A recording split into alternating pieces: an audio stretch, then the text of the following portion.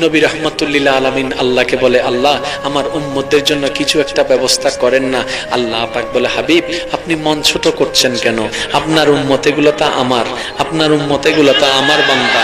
আপনি চিন্তা করেন না, নিসবত আপনার সাথে লেগেছে না, আমি তাদেরকে দাম দিই না, আপনার কারণে আমি তাদেরকে দাম দিই। আল্লাহ তুমি কি করবা? আল্লাহ পাক বলে, আমি সংবিধান পাল্টাই দিচ্ছি।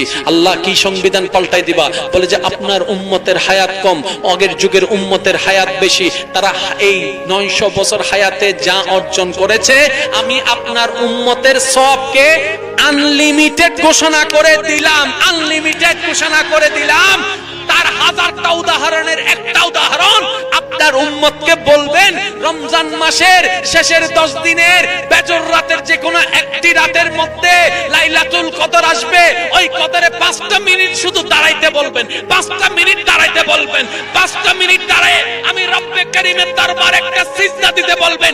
ওই সিজদাটাকে আমি 1000 মাসের ইবাদত হিসেবে গণ্য করে দিব। সুবহানাল্লাহ।